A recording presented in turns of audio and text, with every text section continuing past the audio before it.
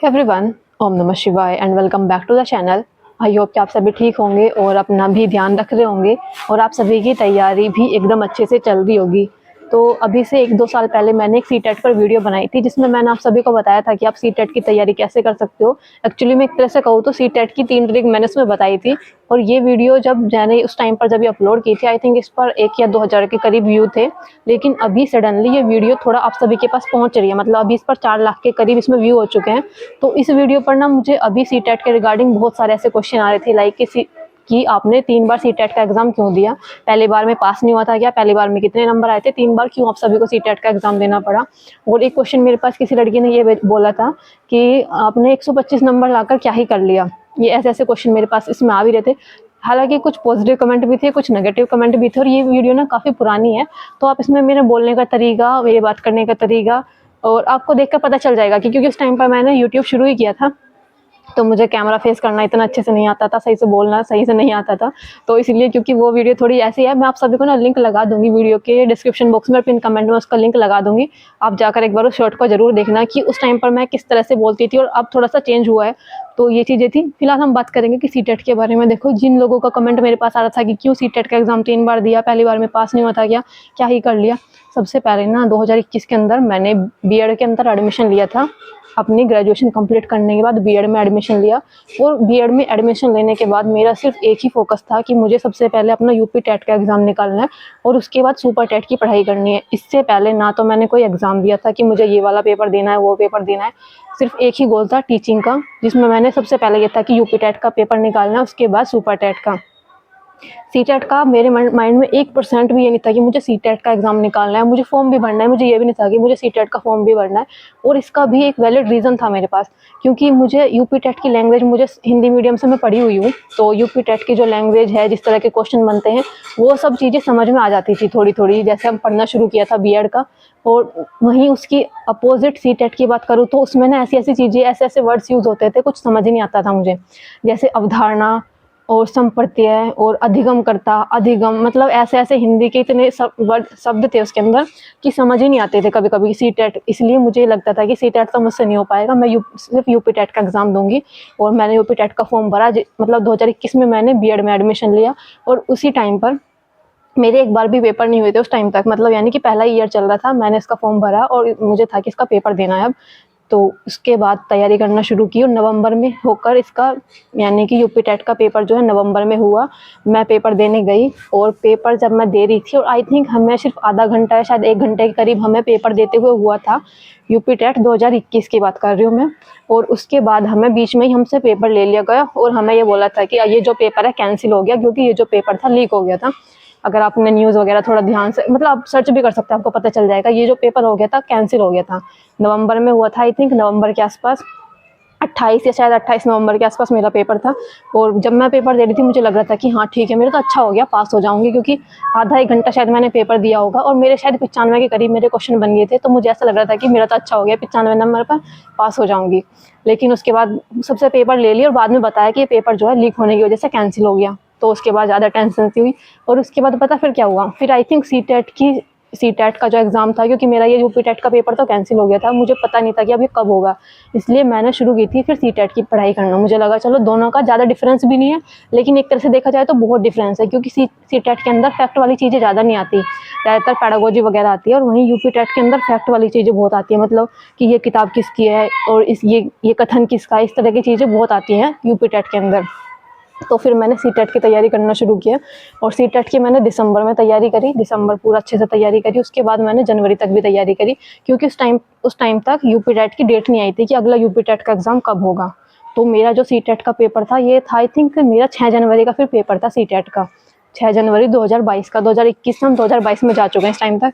उस टाइम पर फिर ये पेपर था, मैंने उसका थोड़ा पढ़ लिया था चीज़ें कि हाँ ठीक है। और मैंने ना सिर्फ एक ही पेपर भरा था उस टाइम तक। देखो कितनी पागल मैं थी, मुझे लग रहा था कि मुझे समझ नहीं आ रही चीज़ें, मैं कैसे करूँगी, मैं एक ही पेपर पर फोकस कर लूँ, कहीं दोनों के चक्कर में मेरा एक भी ना पास हो पाए। तो ये चीज़ें ना माइंड में रहती है। आप सभी में से जितने भी लोग तैयारी कर रहे होंगे, आप भी सोचते होंगे कि एक ही पेपर को देते हैं, उसको ही अच्छे से पढ़ेंगे, उसको ही पेपर देंगे। तो इसलिए अगर सीटेट का पेपर भर रहे हो तो दोनों पेपर भरा करो, मतलब ज़्यादा कुछ बहुत ज़्यादा डिफरेंस नहीं होता। मैंने ये देखा है, मैथ और साइंस वाला ही डिफरेंस होता है, बाकी पेडागोजी वगैरह, लैंग्वेज वगैरह सब सेम रहती है, कुछ डिफरेंस नहीं रहता। बल्कि आपके पैसे ही वेस्ट होंगे अगर एक पेपर भरोगे। तो इसलिए जब भी सीटेट का पेपर भर रहे हो तो हमेशा 2 पेपर भरो। लेकिन मैं उस टाइम पर मेरे आसपास तो कोई बताने वाला नहीं था, तो मैंने अपने आप से ही खुद से बस कि एक ही पेपर भरूंगी, पहला पेपर भरूंगी, ताकि एक ही चीज़ पर ध्यान रहे, सिर्फ उसकी ही पढ़ाई कर पाऊँ और पास हो पाऊँ। ऐसा ना हो कि कहीं पास ही ना हो पाऊँ। तो 6 जनवरी को पेपर हुआ था और जब मैं पेपर देकर आई थी, हाँ मुझे लग रहा था कि ठीक ठाक सा हुआ है, कि पास तो हो ही जाऊंगी, 95 नंबर तक आ जाएंगे, क्योंकि ऑनलाइन पेपर था तो ज़्यादा पता नहीं था कि चेक नहीं कर सकते थे कुछ कि कहाँ से चेक करें। इतना हुआ और उसके बाद फिर यूपी टेट की डेट भी आ गई। आई थिंक यूपी टेट की जो डेट थी वो थी मतलब 2022 के अंदर और 21 जनवरी थी शायद। तो बचे कुछ थोड़े बहुत दिन में मैंने यूपी टेट की तैयारी की, क्योंकि मैंने पहले से पढ़ रखा था तो इसलिए ज़्यादा दिक्कत नहीं हो रही थी पढ़ने में। और फिर मैंने वो वाला पेपर दिया। यूपी टेट के मैंने दोनों भर रखे थे, क्योंकि सी टेट से मुझे लगता था डर, लैंग्वेज ही बहुत ज़्यादा डिफिकल्ट लगती थी, इसलिए यूपी टेट के मैंने दोनों भर रखे थे। यूपी टेट के मैंने पेपर दिए और बाद में आकर पता चला कि पेपर जो है बिल्कुल रिपीट आए थे। सेकंड पेपर तो बिल्कुल ही रिपीट आया था, पर उस टाइम तक मेरे पास ना वो नहीं थे, मतलब प्रीवियस ईयर के क्वेश्चन पेपर नहीं थे उस टाइम मेरे पास। जबकि यूपी टेट का सेकंड पेपर बिल्कुल हूबहू हर एक क्वेश्चन, मतलब मुझे लगता है शायद 150 क्वेश्चन में से 130 या 140 क्वेश्चन बिल्कुल डिट्टो वही आए थे प्रीवियस ईयर क्वेश्चन पेपर के। और जो पहला पेपर था उसके अंदर भी अच्छे खासे क्वेश्चन रिपीट हुए थे, मतलब किसी एक पेपर के, क्योंकि वो पेपर री एग्जाम हुआ था दोबारा, तो इसलिए उसके अंदर बहुत सारे प्रीवियस ईयर के क्वेश्चन रख रखे थे। इस तरह से करके फिर जब दोनों की आंसर की आई, मैंने देखा था मेरे सी टेट के अंदर शायद 121 थे, 121 थे शायद या 122 थे, और यूपी टेट के अंदर मेरे पहले पेपर के अंदर 118 थे और सेकंड पेपर के अंदर 106 थे। ये मेरा रहा था उस टाइम पर यूपी टेट का और सी टेट का रिजल्ट। फिर उसके बाद क्या हुआ, क्योंकि मैंने सी टेट का एक ही पेपर भरा था, अगले साल मुझे ये रहा कि अब मुझे सी टेट के दोनों पेपर पास करने, पहले वाला भी सेकंड वाला भी, क्योंकि इस टाइम तक मुझे सी टेट पर थोड़ी पकड़ सी हो गई थी कि हाँ इतना भी डिफिकल्ट नहीं है जितना मैं इसको सोच रही थी कि ये इतना ऐसा डिफिकल्ट होगा। और ऑनलाइन एग्जाम हो रहा था तो आसान भी आ रहा था चीज़ें, मतलब ऐसा नहीं बहुत ज़्यादा डिफिकल्ट आ रहा था, पेपर आसान सा ही लगता था मुझे।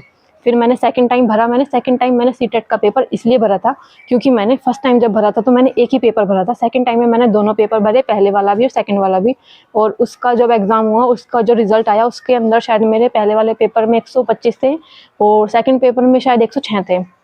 मैं इधर साइड में रिजल्ट लगा दूंगी कि कौन से पेपर में कितने नंबर थे, ताकि आप लोगों को कन्फ्यूजन ना हो। और थर्ड टाइम मैंने इसलिए भरा, देखो क्योंकि जब मैंने ये सेकंड टाइम सी टेट का पेपर भरा था, उस टाइम मैंने अपना एग्ज़ाम दिया था, मैंने केवीएस का दिया था। केवीएस का मैंने पीआरटी का पेपर भरा था, मेरा पेपर भी अच्छा हुआ था, मुझे लग रहा था कि चलो ठीक ठाक है, आ जाएंगे। ये नहीं पता फाइनल होगा नहीं होगा, लेकिन हाँ इतना था कि हाँ इंटरव्यू तक तो जा सकती हूँ, इतने नंबर थे। पर मैंने बीएड कर रखी थी और उसी टाइम पर कोर्ट का ये फैसला आया था कि जो है मतलब बीएड वाले जो हैं पीआरटी के लिए एलिजिबल नहीं है, पीआरटी के लिए सिर्फ डीएलएड वाले एलिजिबल हैं, यानी कि बीटीसी वाले हैं। तो मेरा नहीं हुआ था इस वजह से। फिर मैंने क्या किया, फिर पापा जी ने बोला कि बीटीसी कर ले, यानी कि डीएलएड कर ले। तो इसलिए मैंने 2023 में एडमिशन लिया था डीएलएड में, जो कि मेरी अभी तक चल रही है। कहने को तो डीएलएड 2 साल की होती है, लेकिन इसको खींचते खींचते ये लोग 3 साल का बना देते हैं, क्योंकि हर एक सेमेस्टर को लेट करते जाएंगे ये। मतलब जिस सेमेस्टर के पेपर अब फरवरी मार्च में हो जाने चाहिए थे ना, उसके अप्रैल में जाकर कहीं पेपर होते हैं, उसके बाद रिजल्ट उसका अगस्त सितंबर में जाकर उसका रिजल्ट आता है। इस वजह से ये 2 साल की बीटीसी होती है, लेकिन इसको 3 साल का बना देते हैं। 2023 में मैंने एडमिशन लिया था और 2026 में आ चुकी हूँ, अभी मेरे 4th सेमेस्टर के पेपर नहीं हुए। तो आप देख सकते हो कि कितना गैप होता है। और इसलिए थर्ड टाइम मैंने सी टेट का पेपर इसलिए दिया क्योंकि बीएड करने के बाद जब मैंने डीएलएड में एडमिशन लिया था ना, मैंने इस बेस पर दिया था पेपर सी टेट का।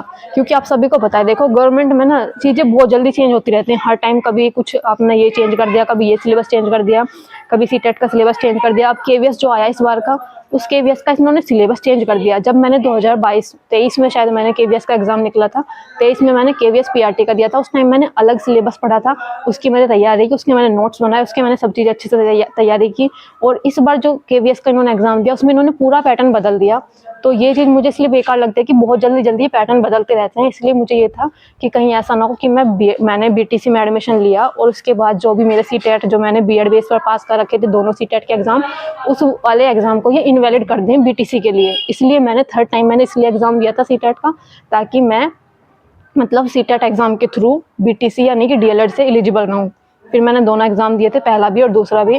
तो पहले वाले में शायद मेरे नंबर 127 थे शायद, एक मैं इधर लगा दूंगी, एग्जैक्ट याद नहीं है लेकिन इतना ही था, 127 थे शायद। और सेकंड वाले में मेरे थे 97 नंबर। और जो मैंने थर्ड टाइम दिया था ना, ये वाला पेपर हुआ था ऑफलाइन मोड में, जो कि अभी हुआ था, जो कि हुआ था 2024 के अंदर 14 और 15 दिसंबर में हुआ था, ऑफलाइन मोड में हुआ था। और अच्छा खासा टाइम इसमें लगता है, स्पेशली सेकंड वाला पेपर, मतलब इतना टाइम कंज्यूमिंग था, मेरा पेपर रह गया था, मतलब बाद में मुझे तुक्के से गोले भरने पड़े थे।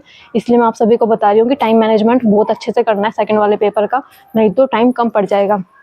और इतने ये दो मतलब इतने बार पेपर देने के बाद सी टेट का, यूपी टेट का, 3 बार सी टेट का एग्जाम दिया और 1 बार यूपी टेट का, तो इतने बार एग्जाम देने के बाद मैं सिर्फ एक ही चीज़ बोलूँगी आप सभी को कि प्रैक्टिस चाहे बहुत ज़्यादा मत करो, मतलब आपको अलग अलग इस बुक से प्रैक्टिस कर रहे हो, वहाँ से प्रैक्टिस कर रहे हो, लेकिन PYQ क्वेश्चन पेपर जरूर करना। PYQ क्वेश्चन पेपर रिपीट होते हैं, आपको मतलब आप उठाकर देख लेना एक बार, ये 2022 वाला यूपी टेट का पेपर बिल्कुल सेम था, बिल्कुल मतलब आई थिंक 150 में से 130 या 120 क्वेश्चन बिल्कुल सेम दे रखे थे पिछले पेपर के। तो सी टेट के अंदर बहुत क्वेश्चन भी रिपीट होते हैं, सी टेट और यूपी टेट दोनों के अंदर क्वेश्चन रिपीट होते रहते हैं, इसलिए प्रैक्टिस करो या ना करो, लेकिन PYQ के क्वेश्चन पेपर 2014 से लेकर 2025-26 तक के जितनी भी आपको प्रीवियस ईयर के क्वेश्चन पेपर मिलते हैं सारे सोल्व कर लेना, आपकी बढ़िया प्रैक्टिस हो जाएगी, अलग से कुछ प्रैक्टिस करने की जरूरत नहीं पड़ेगी। बस मुझे लगता है ये 2-4 चीज़ें ही बतानी थी, क्योंकि आप सभी का 8 फरवरी का एग्जाम है। आई होप कि ये थोड़ी बहुत चीज़ें आप सभी की हेल्प करेंगी। और हाँ, उस वीडियो में जो मैंने 3 ट्रिक बताई थी ना, वे सबसे पहले थी कि आपको पहले अपना कॉन्सेप्ट क्लियर करने हैं। जैसे कि कॉन्सेप्ट क्लियर करने का मतलब यही है कि जितनी भी फैक्चुअल चीज़ें हैं ना, जैसे जीन पियाजे, वाइगोत्स्की, कोलबर्ग और वाइगोत्स्की कोलबर्ग, इन सब से ना क्वेश्चन रिपीट होते हैं। हावर्ड गार्डनर के क्वेश्चन बहुत आते हैं सीटेट के अंदर, 1-2 क्वेश्चन आपको हर एक सब्जेक्ट में देखने को मिल जाएगा हावर्ड गार्डनर का, बुद्धि से रिलेटेड जो था इनका। तो इस तरह से आपको हर टाइप के आपको कॉन्सेप्ट क्लियर करने हैं, हर सब्जेक्ट के कॉन्सेप्ट क्लियर करने हैं। उसके बाद आपने अपनी प्रैक्टिस लगानी है, PYQ के क्वेश्चन पेपर करने हैं, बस उसके बाद ज़्यादा कुछ नहीं है। और हाँ, अपने टाइम से मतलब जो जिस दिन आपका एग्जाम होगा टाइम से पहुंच जाना, अपनी जो भी चीज़ें आपको लेकर जानी है फोटो जरूर रख लिया करो अपने साथ में, क्योंकि कभी कभी ऐसा होता है कि जैसे हम प्रिंट निकलवाते हैं, अपना एडमिट कार्ड का प्रिंट निकलवाते हैं, तो उस पर फोटो क्लियर नहीं होती, तो वहाँ पर आपको ज़रूरत पड़ जाती है कि आपके पास फ़ोटो हो, क्योंकि वो लोग ना अलग से चिपका देते हैं उस पर बताने के लिए कि हाँ ये वाला है, इसका यही फ़ोटो है इस इंसान का। तो इसलिए थोड़ी सी चीज़ें बाकी, और हाँ कुछ और पूछना हो तो बाकी वीडियो में कमेंट कर देना, और बाकी मिलते हैं नेक्स्ट वीडियो में, तब तक के लिए bye bye, take care and Radhe Radhe.